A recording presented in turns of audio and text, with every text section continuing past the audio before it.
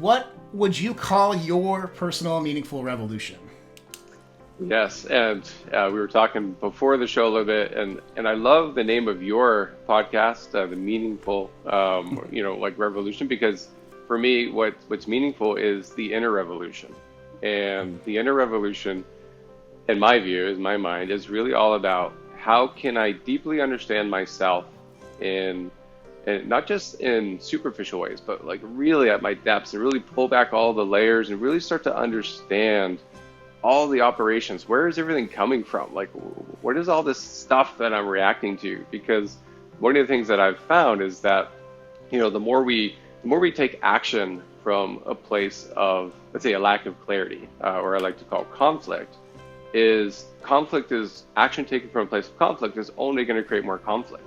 And I'm sure everyone listening can identify with some example in their life when they were confused, or they knew something they were doing was coming from a place of contradiction or confusion, and after they did it, they're like, oh, I'm even more confused now than I was before.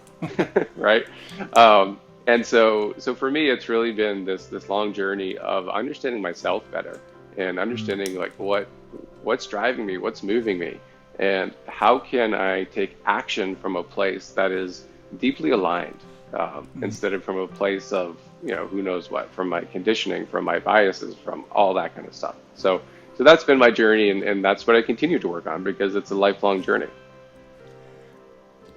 Definitely. I know, having done a lot of work myself on trying to self-discover, like, it's one of the things you'll spend your whole life doing, I firmly believe. So yeah. I'm curious though, could you maybe share a story about maybe when you operated from that sense of conflict, took an action and ended up more confused? And or maybe how did you get onto the path of self-discovery? Yeah, I mean, that's a great question. And I don't know how far you want me back to go, but I'm going to go this far back. Okay. And not a lot of people know my story, but when I was 16 is when I had one of the most defining moments in my life, and that was when I'd been out all night. It was a summertime, was August, and 16-year-olds like to just go out and have fun and not be home. And so I was out doing the stuff that I was doing, and I came home. It was a weeknight, and I came home late at night, so at 9 o'clock, and there's cars and all kinds of people in the driveway, and I was like, just that sinking feeling kind of hit my gut. When something's wrong, when something's off. Mm-hmm.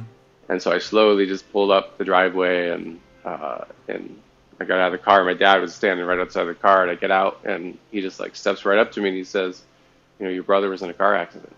He didn't make it. Mm-hmm. And just my whole nervous system shut down. I felt like everything just shut down. I just went numb. And and that was obviously a really impactful moment, because it defined a lot of how I moved forward for many years in terms of, being shut down, being stoic, not letting myself really dig into those emotions. I have to be the strong one. I have to pretend everything's okay. And so I learned really early on to put on a mask, right? To just put on this face. And that kind of led from one step to the next. And because I was already not really being who I was, it's okay, well, I have to be this person. And that leads to the next, okay, well, I have to be this person. I have to be this person. And, I just ended up, and again, it's not all bad because our lives are exactly what they're supposed to be. But, I ended up getting into a career that, I did it just because I needed something to do. It wasn't really what I wanted to do. And so, I found myself many years later, in my early 30s, I was like, I don't want to be doing this. Like, I want to be helping people. I was in the corporate world in pharmaceuticals, and I'm like, I don't want to be doing this, because I just kept taking these actions that weren't aligned. And I was learning a lot. I had started practicing yoga when I was about 28, and that's when I really started to open up my world. I really started to, look more deeply at myself, look more deeply at that self-discovery journey that we talked about. I got into some other healing work too, and that really helped me sort of crack open a little bit. I started men's work. That was another huge part of my journey. And so it was just like one thing led to the next, and I started to, learn these different practices and, getting around these certain people that would really help me crack open and really force me to look at myself. And so, it's sort of all these different experiences that, that led me up to this. And it's just every change that I've had in my life. And some are bigger, some are smaller. The last 2 years has been just an incredibly huge shift for me, because I just completely turned my life upside down, and it really forced me to go inward for a long time, for a good year. I was just looking inward at myself and looking at my patterns, and oh my God, how did I end up here? And like, what are the actions that I took? And just all these things I'm sure your audience can resonate with. And so I kind of just went into the cave, and I'm like, I got to figure this out. I got to look at myself. And that was really impactful. And that's where a lot of what I'm doing now, the work that I teach now and coach people through now, came from just what I've done the last 2 years. Right on. Yeah, that phrase, how did I get here? I think is one of the driving questions, and I, in the Meaningful Revolution space, that, I ask people, or I think that's a pivotal moment. I remember being 2 years into my first career as a software engineer, working for Walmart corporate, and it was a great learning experience. It wasn't the big tech company I was hoping like I'd get into after college, but like it was. I did the responsible things. I had student loans and all that, but you get to a point where, for me, it was overwhelm and stress. And I'm like, there's got to be a better way to live than to be constantly walking on eggshells, constantly on edge, constantly exhausted. Like, there's a better way, And that's what led me to High Performance and High Performance Academy. And out of it. So, like, that phrase is one thing that stuck out. And two, like, thanks for sharing that story. Like, it also, I think, and you mentioned like men's group and men's like work. Men's work, yeah. And grief and how people deal with grief is such a powerful. It's a powerful emotion that manifests in really weird ways for everyone in a unique way. And like to hear that grief kind of impacting you and echoing until you're like, oh, I gotta work on this, is really powerful. So thanks for sharing that. Yeah, no, my pleasure. And you're absolutely right. It's, it's our ability to work with our emotions and what's coming up is so important. And I think people, just in my experience, often don't give it enough time and enough focus. I mean, I did it because I didn't have a choice. I just kind of got to this point. I'm like, I got to do something, because again, that question you said, how did I get here? And I got to do something. And that was, we all have these moments that force us into, a new way of exploring, right? Because like we have to get creative. We have to find some way forward. And again, like, I ended up into this, and I didn't go into this yet, but I ended up as a coach quite by accident. It was, I was working for a small business, and I was trying to, learn marketing because I was never a marketer. So I went to this event, and Brendan was just a guest speaker. It wasn't even his event. And I'm like, all right, I'm going to go check this out. And I'm like, I really like this guy. He's got great energy. And then, so I ended up going to one of his events the fall, like 6 months later. And that's when he said, hey, you can become certified in this coaching. And I was like, oh my God, like, yeah, I'd love to. It was like a full body yes, right? And that's one of those things that I think, the more that we understand our emotions, the more clarity that we can find, the more of that, like, the more we like get away all the clutter, then we're available to hear those full body yes, right? Whenever they come in. But when we've got all this confusion and all this like contradiction, it's really hard to be able to hear that stuff. And so working with people to help them really sort through their emotions, I would call it emotional literacy, and really being able to understand like what's going on here, like what's the information that these emotions are trying to tell me or teach me? What is the wisdom within this? Because oftentimes we suppress them, right? We just push them away, or we escape them, right? Let me find some form of escape. and we never find the wisdom. We never connect with the wisdom. And again, we end up repeating patterns because we haven't learned the lesson yet. Absolutely. So I'm thinking about emotional literacy and that full body yes experience, right? So the first question I had is, how do you know a authentic full body yes versus a cluttered full body yes? So the example that comes to mind that's imperfect is like, Sure. should I eat this whole basket of cookies? And the whole body goes yes for that moment, and then you do it and then you feel bad, right? So you don't want to follow that type of emotional truth. But knowing that a situation is right for you, a person is right for you or not, like, how do you I guess know the difference? Or how did you figure out the difference? Or was that even a problem for you? You just already like accepted that feeling? Well, no, that's a great question, because it can be a hard thing to do. And how do we understand the difference between, are we just projecting our desire in terms of what we want, like the full bag of cookies? Yeah. So what's the difference between a projected desire and actually like, no, like this is a yes? And, I'll be honest, there's no easy answer to that question. But what I would say is that, we all have that feeling. We all have that voice that knows if there's fear. We all have the voice of fear. We all have that voice of doubt. And if that voice of fear or doubt is creeping in, then it's obvious, right? It's obviously not a full body yes. And part of it has to be, are we present enough, right, with ourselves in this moment? And are we clear enough, right, for, let's say, that channel to be clear, right, for that yes to come through? And like, for example, when the opportunity came up, for me, there was it's not that there wasn't like, oh, like this costs a lot of money, right? Like there's an investment here. But that didn't matter, right? So it's not that necessarily, you don't think critically about, oh, is this a smart thing or not? And you don't have to think through the logistics of something, but that's afterwards, right? Right. That's after. The thing that comes first is just that feeling. It just shoots through you, right? It's almost like it's instantaneous, right? That's how you know. Because for me, it was instantaneous. I just knew this is it. It's if your no comes after, right? If the no comes after, because now your mind is engaged, right? And as soon as your mind is engaged, right, now you're operating on another system, let's say, right? And that's where the fear, the doubt, uncertainty, that's where that can come in. Definitely. Oh, I love that.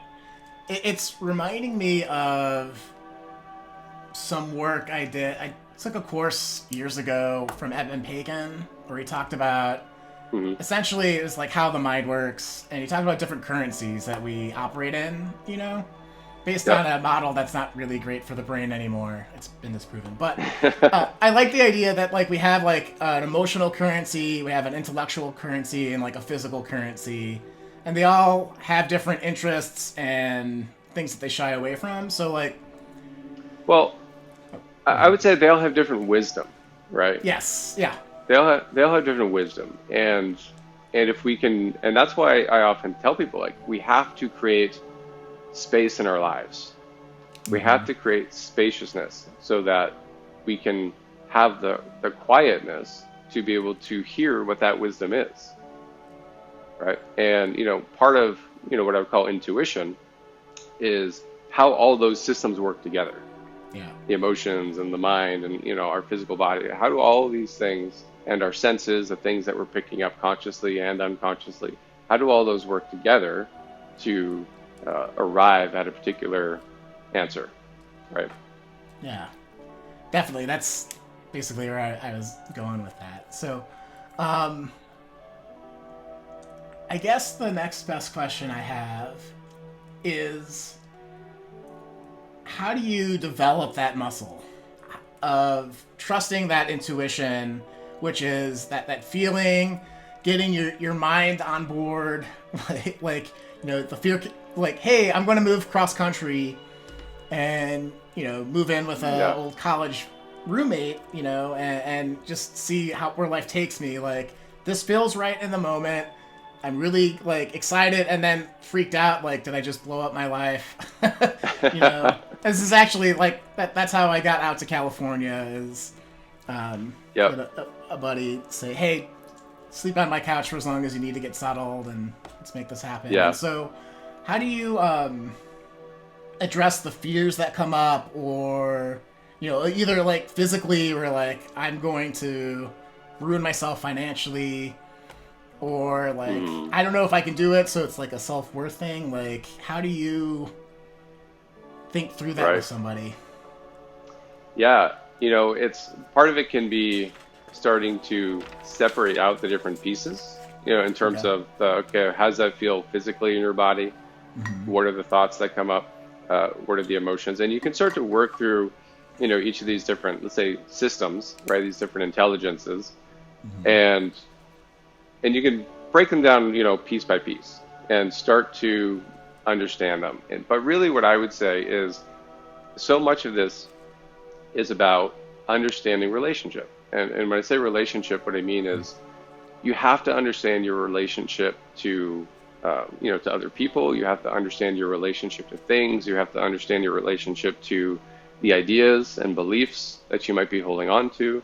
And so what I help people do is really start to look more deeply at those relationships and what comes up for them.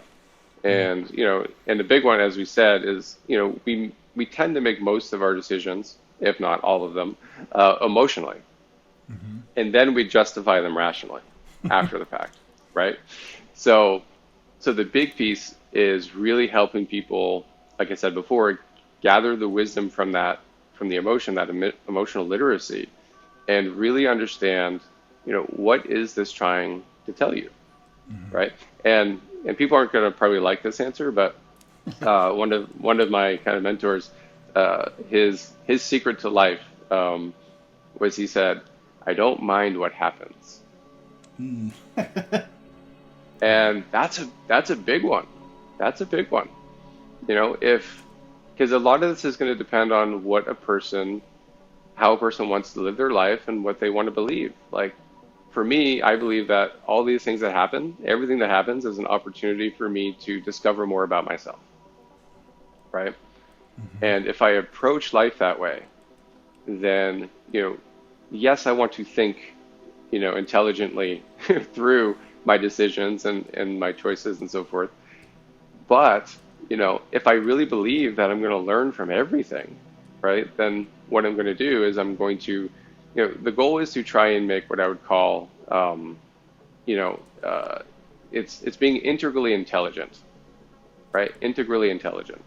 So, and all that means is, can I take intelligent action that is based off of, again, integrating all the different parts and aspects of my life, right? A lot of us make decisions based on one component, right? Or, maybe a couple, but we have to look at the totality of our life and our situation. And if it's helpful for the audience, like, here's one of my favorite questions, and I'll tell you why in a second, is, what does this situation demand? I love that. What does the situation demand? And what you'll notice is nowhere in that sentence do you see the word I, right? It's not or me. It's not what's demanded of me. It's not what do I need to do, because that puts the focus too much on myself. And when I put the focus too much on me, that's when fear comes in. And when fear comes in, that's when the vision that maybe is way out here starts to go like this, and I can't see anymore, right? And so I'm no longer using, that intelligent action, because I'm not really looking. I can only see one small sliver. So if I ask that question, it's a wonderful question just to take you out of it and get another perspective on the situation. Because, as you know, as being a high performance coach, so much of what clients struggle with is, fear. They won't take action because they're just afraid. And it slows them down or stops them completely. They won't even chase their dreams, right? They won't chase what's most important to them. Yeah. And so that's a key one that we have to start to unwind, is to really start to understand what's at the root of that fear? And again, that's going to come back to really looking at your relationships, in your relationship to, again, yourself, people, things, ideas. Um, and, it's a step-by-step process. And, and it can be scary, as you know. You Yeah. said you've done a lot of work. I'm reminded of this one time. There's a guy he came to me and he was like wanted to do men's work, and he was all excited. He's like, I want to do men's work. I want to do men's work, and it's just the level of almost excitement in his being. I was like, I don't think you know what men's work is about, because it's not easy. It's not something you're like big smile on my face like I'm gonna do men's work. It's like, oh crap, I gotta do some men's work. so this is it's you need courage to go into this kind of stuff. That's why I love my clients, because they have the courage to say yes to this process, right? They have the courage to say yes to themselves, to try new things, to be scared out of their mind, and to still take action anyway.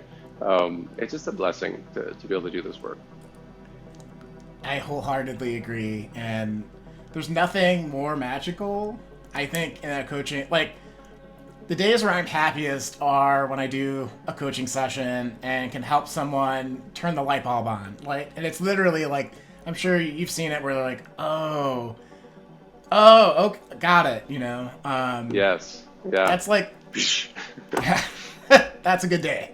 And one of my favorite things about coaching is helping develop those moments. Yeah. So, I mean, let me give you a simple, 3-step formula that's a really, cool. Yeah. Powerful formula for clarity. So, first of all, when you're seeking clarity, and you're like, I don't really know what to do, and I don't know what direction to go in. Again, give yourself space, get a quiet space. Do your best to kind of clear out anything that might be extraneous or anything that might be creating like additional stress, right? So just set up your environment, right, for clarity to come in. So that's number one. And then as part of the 3-step process is you ask yourself, first and foremost, is you can start to look at, is it time for this yet? Right? Is it time for me to get clarity on this?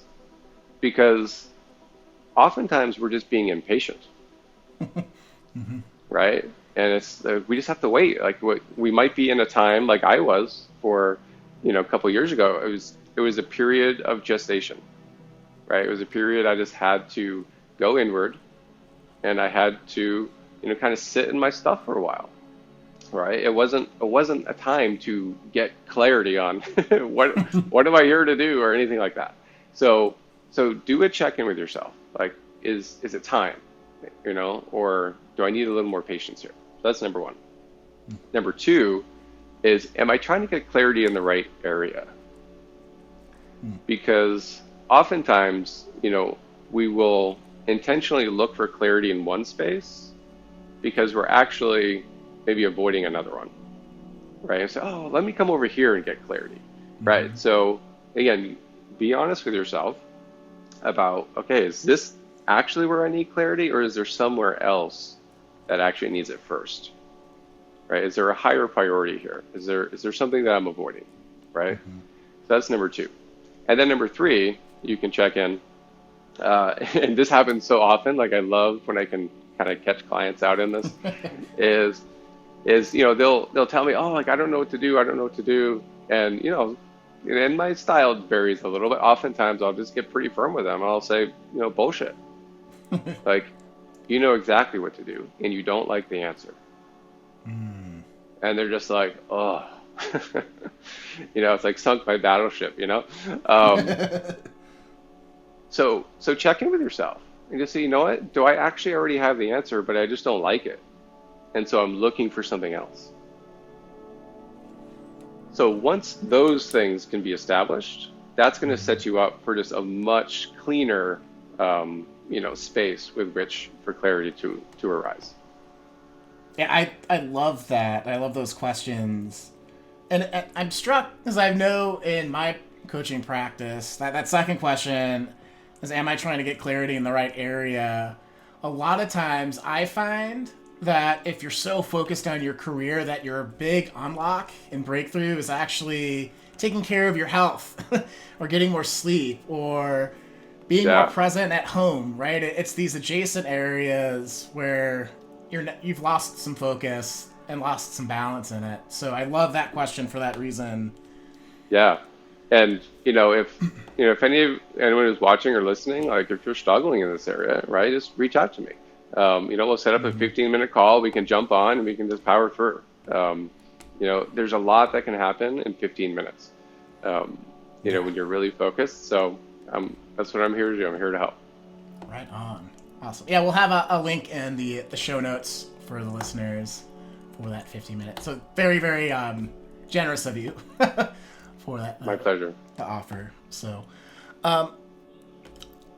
I'm curious then, as you've done inner work, are there a couple of like big pivot points where there was like you're struggling with some part of it and then you're like,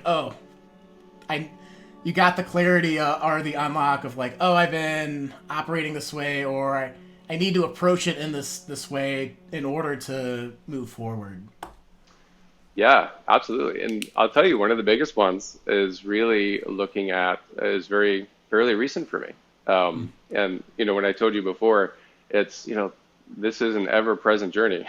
we're always Yeah. we're always working through, and as one of my mentors says, truth happens moment to moment, and so this truly is like, okay, like let me look, and I found that in this journey of coaching is I've really been trying to get clear, like who are my people, who do I love to work with, and and I really noticed it just hit me quite profoundly as I was kind of going through. And it was one of those things too, and I think your audience will resonate with this, is when we talked before about, well, how do you know if it's a full body yes? There's also that little part of you, and it might be really subtle, but there's a resistance, right? That's probably the best word I can use for it, is you just feel a resistance. And when that's there, it's like, oh, okay, like I know something's off, I know something's not aligned. And so, I was pursuing this one direction for my coaching, who I thought, a client was that I wanted to work with. And I kind of the whole time I knew, I'm like, I don't know. And, and this is when I talk about, so I'll just kind of give out this example, is that, conflict leads to more conflict, right? And I was taking an action from a place that wasn't fully aligned with what was my most important value for my clients, right, for who I wanted to serve. And it was coming from a place of limitation, right? It was, when I started looking at it, I'm like, wow, that's actually coming from a place of scarcity. And when I could look at that and just really acknowledge it and say, wow, like who is it? Like who do I really want to work with? And when I just allowed for that question to germinate, and I didn't hold on to any expectation. I didn't hold on to, well, it's got to meet this, this, and this. It was just let it open up, right? And it came into me, and it was like, wow, I absolutely love working with these types of people. And we were talking before the show, and I love working with leaders, and I love working with coaches, because these are the people who are changing the world. These are the people who are impacting so many other people. And if I can help them deepen into their mastery, their mastery of their own, have their own inner revolution, like have them really come to that deep inner clarity, and then from that place be able to, expand their mastery, take bigger action, and then serve other people, help other people do the same. Because again, these are, in a sense, transferable skills, right? Once we each kind of learn to do this for ourselves, we can teach others, and we can role model that for others. And so it just came to me. I'm like, oh my God, like these are the people I need to be serving. These are the people I love to serve and be around. And, these are my, like, you think these people get it, right? like that was it for me. And it was just, and it's sometimes the clarity that comes in are things that seem obvious sometimes, and they're things that in hindsight are like, oh my God, like I can't believe I didn't see that sooner. Um, and I'm sure your audience, I can't believe I didn't see that sooner. Yeah. Probably everyone can resonate with that. But that's the power too of removing those hindrances, right? Removing those blocks and just really letting yourself, just letting your ego go, right? Yeah. Get the ego aside and just be like, yeah, it's not about you. And like who you're here to serve is who you're here to serve. And Yeah. like I did, I was just like, oh my God, and I felt a little silly after, but that's actually a good thing, right? That's also how I know when I move through a block, is there's this whatever, just this spontaneous joy that Yeah. that happens after. And I'll just share this quick story with you because it might be helpful for people too. And I'll give you the short version of the story. Is I was on a vacation trip. I was away, and I had to go get dinner, and it was kind of a remote place, so they didn't have Uber, or the Uber was going to take 30 minutes. I'm like, oh, 30 minutes. I'm like, I can walk to it was only like a mile away. I'm like, I can walk there faster. So I start walking to the place to pick up the food, and I just noticed I was bitter. I was like, oh, like stupid Uber. Like why aren't there more Uber cars around? And I was just kind of bitter about it because I wanted to spend my time not walking around getting food. And I just, okay, so then on the way back I started to say to myself, okay, like let me just be grateful. I'll be grateful. There are people in like Africa and like all these remote places who have to walk incredibly far just for clean water. I'm like, so get over it, man. So I'm doing this sort of thing. And and if people watching, if you're taking notes or anything, it's like, notice what we do. Is this what we call like a spiritual bypass, which a lot of people are probably familiar with that term. Is I'm trying to use gratitude as sort of this up level as a way to avoid what I'm feeling. And I should be grateful for this. And we tend to justify things, right? Like that one of the ways that we escape feeling what we don't want to feel, right, is we'll justify them, or sometimes we substitute for something else, or we rationalize, or we just go full on condemn, right? And we feel better just condemning something. So so I'm in this like spiritual bypass, and I'm aware of it, and I'm like, all right. So then I went back to being angry. And then I was like, you know what?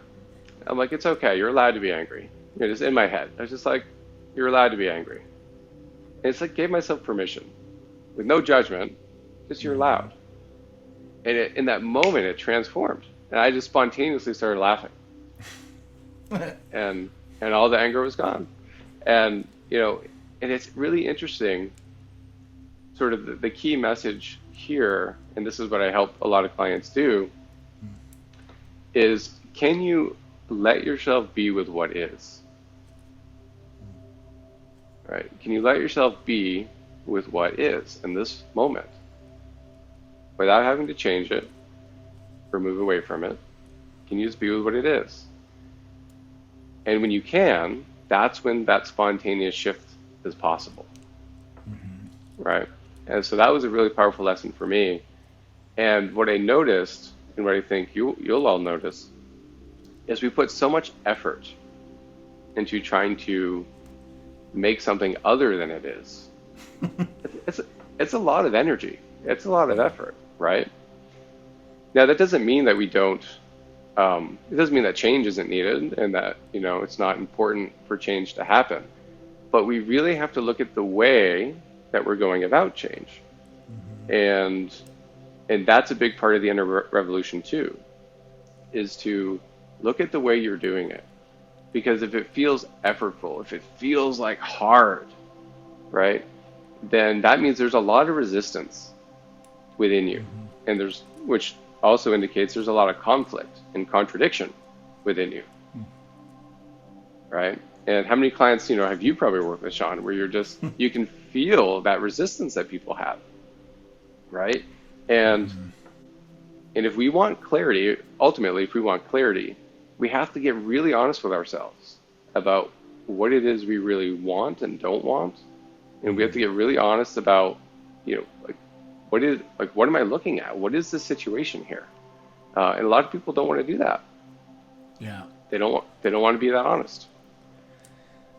They don't want to be that honest, or I've also found that sometimes, I think we're all guilty of this, but we take the identity of the idea, like, oh, I need to be angry at this person because and it goes back to I was wronged, I'm justified in this, I'm the crusader here for good, and all that other stuff. And the thing is like, when you assume that identity, you're also implicitly assuming to hold on to that wedge in your brain, right? That anger, that disappointment, that fear, and then you become it. It manifests. So you nailed it, man. That's it. It's that identity. It's when we lock into and feel like we have to hold on to that I am. And you pointed out something really important that, because I've done this in my life. And, this is something that I think we all want to be mindful of. And again, if you're a leader or a coach, it's something you want to be mindful of for the people that you're leading.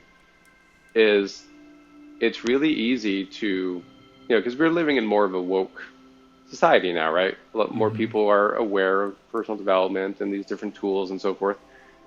And part of that I've seen is that, people are, in a positive way, they're more willing to take responsibility, right, for themselves and for their actions. But what can happen, and again, I've been guilty of this, so so I know, is using responsibility as a vehicle for actually being a victim. Right? It's, well, I'm going to take responsibility and I'm going to be the victim here. Right? And when we do that, it's actually a really tricky way of abdicating responsibility. Because as soon as you make yourself the victim, you're no longer responsible. So it's a really tricky one we have to watch out for. And like I said, I've done it, so I know. I'm not innocent in that, or I see myself in that situation. Past version. I think that's such a great distinction and idea of claiming responsibility, but then claiming the victim to not be responsible. It's a really tricky mental jujitsu that happens. Oh, I mean, the ego is it's a ninja, right? the way it works and triangulates, and it can get out of anything. So that's why we have to be careful, right? And that's part of this whole process is to start to understand the way that you do those sorts of things, right? It's to go beyond even, a lot of people might go 1 or 2 layers. There's so many more layers, right? It's so much deeper. And, if you're willing to go there, it's really powerful what you can transform and how it can make shifts in your life and how it actually impacts your relationships, right? When you're willing to understand yourself at that depth, right? It's incredibly powerful. Definitely. And going back to leadership too, when you are able to check that or have power over that for yourself, that's what you get back to that first question one of the questions you asked, which is what is in demand for this time. I'm paraphrasing. I'm trying to I have a story. I'd love to hear if you have a story about having done the work. Was there a situation where that helped you step into leadership more strongly than maybe you would have before? And I can share a story too, but I would share. I mean, there's various stories. I'll share one I'll share one from men's group. So, when we're in men's group, it's a peer-led situation, right? So no one's really in charge. And, depending on how a person's feeling any given night, like you may be in a tough space. And there's been many times when, just because I've been doing it for so long, like people trust me, right? So I've built trust in the group. I show up every week. And so there are times when people will say, hey, like, can you help me work through a process? And I got to tell you, Shawn, there's so many times when I'm like, oh, like, I don't want to. Like, I'm not there. And then, I'll ask myself, all right, well, what does the situation demand? And I'll check in. And sometimes the answer's been no. Sometimes the answer is actually I need to take care of myself. And sometimes the answer is, this isn't about you, like, Nate. So step up and serve. That's what's needed right now, right? And I'll step up and serve. So, there are many ways this could show up, and again, using that question could show up, especially in terms of leadership. But, I really think that if we're gonna take this space, if we're gonna take the time to get quiet, to find that space for ourselves, then when we ask that question, we will be really ready to hear the answer. But if you're asking that question from a place of fear already, right? So I would just say, I would caution people, like, because it is a powerful question, if you're willing to receive whatever the answer is, right? Because it kind of goes along with what we talked about before is, like, I don't mind what happens. So if that's true, okay, if I can get to that space, I'm not asking this question from a place of fear, then I'll be able to hear what it is I need to do. Right on. Yeah, absolutely. Yeah, I think, so the story that came up for me while you were talking about this is I had a situation when I was working at Apple. So it's really smart people, a lot of really big egos because they're smart. At Apple? No. Yeah, you would never think that, right? And so I was working with this gentleman, and short of it is there was a series of miscommunications that led to him slamming open my door in my office and screaming, like, this close in my face how terrible I was, and like was really trying to get personal. Yeah. And an old version of me, when I was young and scrappier, would have yelled right back in his face and probably would have gotten into a fist fight. And, like, I'm not a violent person, but, like, that invasion of space thing is one thing that I know is a trigger. Yeah.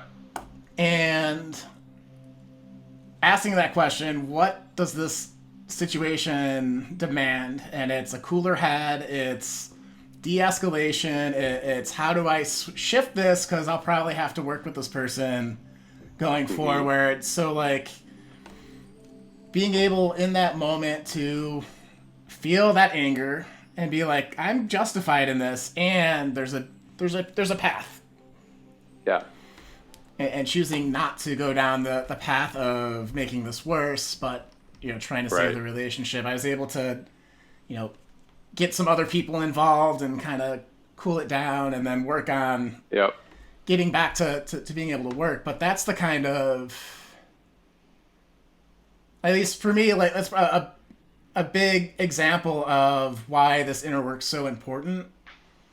And how it then translates into leadership, because everyone can be a leader, I firmly believe. And so when you're able to channel that in those moments authentically, then you have better outcomes. So. Oh, absolutely. And it's interesting because you bring up a good point here, Shawn, which is a lot of situations we might find ourselves in might be quite spontaneous. There may not be moments in which we can, let me sit down and ask this question. Like it's like, boom, someone's right in your face, right? And, I always think in moments like that, to your point, de-escalation, right? It's always appropriate to excuse yourself. Mm-hmm. And say, hey, I need to take a step back. I'm not in a space right now where I can respond to this, effectively, or however you need to say it. Yeah. And give yourself that space because, you mentioned when you were kind of doing the intro in the beginning, one of my key or foundational frameworks is that I want to act from a place of more wisdom, skill, and compassion, right? And I think those really interrelate quite well. And if I think about, okay, well, wisdom is really how do I combine my knowledge, my self-knowledge, right, with my experience and my understanding, and the deeper part is like, how do I really combine what I know about myself, right? And this comes from, like one of the pillars I work with people is realization, and the realization pillar is really where we do that inner revolution work, right? It's that process of self-discovery. And as you pointed out, well, I know myself. I know that normally, like when you're in my face, like I'm ready to go. So you have that wisdom, and so you know what you need to take care of yourself, right? Yeah. So coming from a place of wisdom is really important because once we come from a place of wisdom, very often then we can act with skillful means, right? Oof, that's so good. And someone who was not coming from a place of wisdom, right, would have, shoved a guy or screamed back or, done something destructive, right? And then therefore non-skillful. So if we can take find space, take the time to connect with our inner knowing, right, our self-knowledge, connect to a place of wisdom, we can act more skillfully. And within that action, it will also be compassionate. Yeah. Right? Because someone who's acting from a place of wisdom can see that this other person is hurting. I can see this other person struggling. So it's not about retaliation. It's not about, let me come after this person. Like they need compassion right now. Yeah. Right? And sometimes compassion, just to be fair, might look like holding a hard boundary. Compassion isn't all, bunnies and and rainbows, Sometimes it's saying, no, I can't go work through this process with you. Like that. Yeah, absolutely. So if we can keep that in mind, that we want to show up in those three ways, that can be really powerful. Yeah, I love that quick framework. And those examples. So, I guess, would that framework or the one we talked about before, the 3 questions, if you were a beginner in this inner revolution and it had come to the thing where like, okay, I know I need to do the work and I don't know what the work is or what the next steps are, do you have like a 2 to 3 step starting process? Yeah. It's interesting. There's a great quote, which people may be quite familiar with. I don't know who originally said it. Might have been Ram Dass, I think. But he said, you have to become a somebody before you can become a nobody. Okay. And, really what that means is, many of us on the, let's say the latter half of our journey, it's about letting the ego go. It's not so much about me anymore, right? But before we can do that, like many of us have to actually get more established in who we are. We have to get more established in an identity first. And that's what will then allow us to, have the wisdom to be able to take the path on becoming a nobody. And some people don't care about the path to becoming a nobody. I'll be honest. Some people just, I'm going to be somebody. I want to be the biggest somebody there is. And again, that's fine too, right? everyone's path is their own, and it's totally fine. So, but the reason I mention that, Sean, is because I really have to look at where somebody is first. And I need to see, do they need to be built up right now? Do they need to get more established in their somebodyness first? Or are they ready for that other part of the journey? And do they want that other part of the journey? Right? Because if they don't, again, what's going to happen is just a lot of resistance. So the first thing I would maybe have someone take a look at is just where are they in their journey? Right? Like, do I feel like I really need to get rooted more into my identity? Because that may be appropriate, and that may be what's necessary, right? And or maybe they'll find, no, you know what? Like, I've been doing this a while, or I'm really ready to let all that go, right? I'm really ready for maybe a simpler path. So number one is I would identify, where are you in the journey? And then, to the best of your ability, what do you want? It's a very powerful question that I think people don't ask themselves enough, because it's actually a really hard question. What do you Yeah. what do you want? And now here's a key distinction I would make with that is, once you've identified what you want, ask yourself, okay, so is this really what I want, or do I want to want it? Oof. Because a lot of people want to want something because they feel like they should, or I'm supposed to. And what happens then is they don't do the work, right? If you want to want something, you're in conflict because you don't really want it, right? So everything's going to feel like a struggle. Everything's going to feel hard, like an uphill battle. And again, really, if you can just be honest with yourself, right? The only way to see truth is to be brutally honest with yourself and look at the truth of what is. That's it. So that would be, I think that would save people a lot of time, right? Just start there. To the best of your ability, can you get honest with yourself? What do I want? Really? Yeah. And that's another a reminder to the folks listening to that a really great reason to work with a coach is to have someone that's skilled in helping you be honest with yourself, or see those blind spots, or see those ugly spots that we all don't want to see or acknowledge about ourselves. Yeah. Because that's the toughest thing, where you might even have an inkling, but your brain is so tricky at being like, don't pay attention to that. Like, you're great. You're doing fine. And then it shows up in weird ways. And you're like, why did that happen? Why did I yell at the dog or whatever? It's like, oh. Right.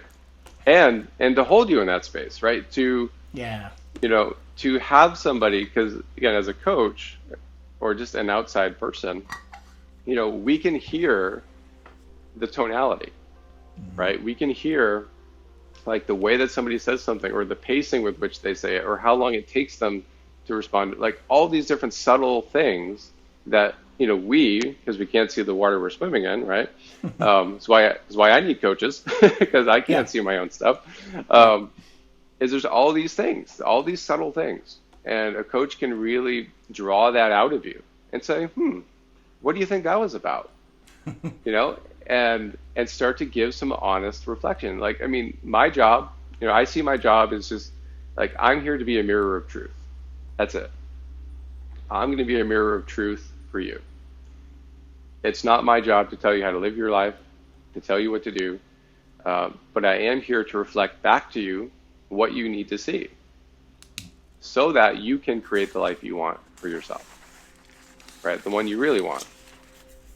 And try to, save yourself all from falling into all the pitfalls and all the traps, and having to, go back, go directly to jail, do not pass go.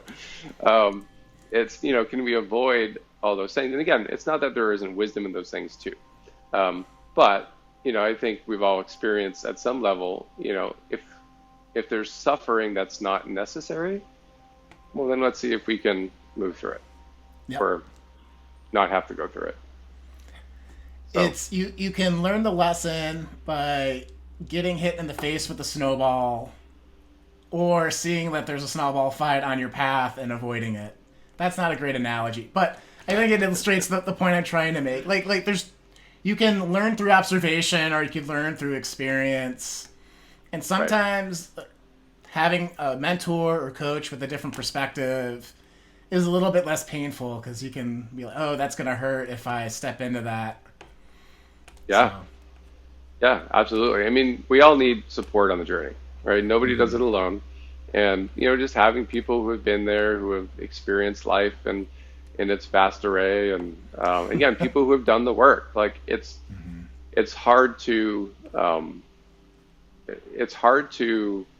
help somebody, right? If you haven't done the work yourself. And if you don't understand the traps and if you don't understand the pitfalls. And I mean, again, I've seen my own stuff. Like I see the way I'm like, oh my God, and because I've been in those traps myself. So then I see them operating in other people. There's another great quote I love, which is, if you spot it, you got it.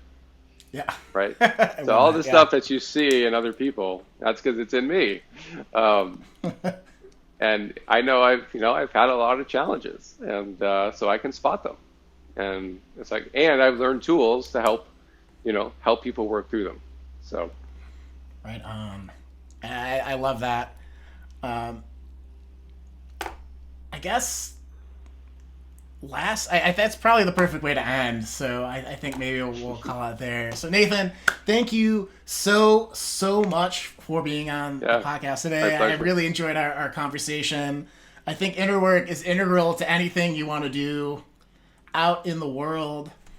And now I'm thinking about my life and all those kind of pivot points. I could come up with a bajillion from the work, but it is super important. How can the good people follow up with you one last time? Yeah, so you can go to my website. It's just www.embodiedexcellence.com. We're also going to put a link down in somewhere. There will be a link. Show notes, yeah. And if you just want to connect for a 15-minute conversation, and the whole idea here is for you to recognize, where do I have conflict in my life? Where is that inner confusion, or where do I feel like I'm caught in contradiction? And, if you want to work through that, you want some help, you just want a set of eyes that's, experience working through this kind of stuff, I'd love to help you. So we'll put a link down there as well. And I do host just a regular webinar as well.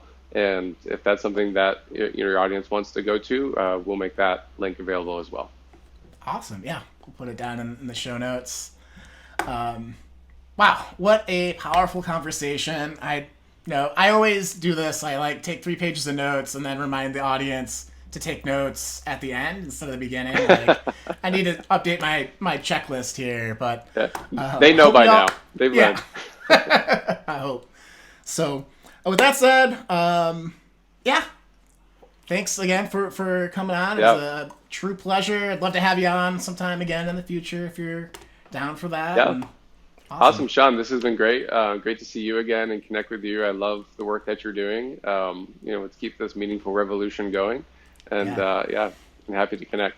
So thank you for having me on. Oh. Yeah, you're welcome. All right. With that said, we'll see you guys next week on the Meaningful Revolution. See you then. What is your meaningful revolution? Right? On the podcast, we talk about people that have done a lot of work and getting clarity about what their mission is, what they find fulfillment in, what is helping them engage in their life more, and in the hopes of inspiring you to do so for yourself. But how do you go about doing that, right? Maybe you are new to personal development. Maybe you're new to wanting change in your life, and you don't know how to get to that next step. Well, good news, I got a 3-day challenge for you that will help guide you through just that. It's the Meaningful Revolution Challenge, where we'll spend 3 days together, 1 hour each, where on day 1, we'll talk about clearly defining your personal meaningful revolution, which is your fulfilling transformation. It's your purposeful impact. It's that authentic movement that gets you up and excited out of bed every morning to go out and chase and create in the world. Because I believe if we have more people living into their personal, meaningful revolutions, that we will have a lot more people engaged in their lives, which helps us out in society. It helps us provide more for our families. It helps us feel better about our lives. And these are all things that we all strive for, right? I feel like we all strive for joy, growth, and impact in life.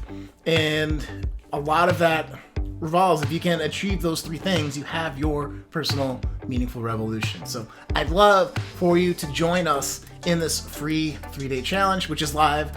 And so, like I said, on the first day, we'll go through clearly defining your personal meaningful revolution. The second day, we'll talk about building your plan and the components of that, so you can know your next steps and follow through and feel a little bit of momentum there. And then the third day, we'll talk about your commitment to that vision and habits, strategies, tactics to help make sure you follow through. So I love doing these challenges because, one, I get to know you guys more. I get to understand, ask you questions. There's a place each day for some question and answers and for some one-off coaching if you're struggling with something in particular. As a certified high performance coach, I am a coach first. I love coaching people. It's my bread and butter, and it's not me telling you what to do, but it's us co-creating and figuring out a solution together to whatever is getting in your way. So love to do that for you. Join us in the Meaningful Revolution Challenge by clicking on the link below wherever you're watching or listening to this podcast. So see you in the challenge, guys. You got this. This is the year to step up that vision for your life, to really build into that vision and to get some momentum going into this new year. So join us. See you there.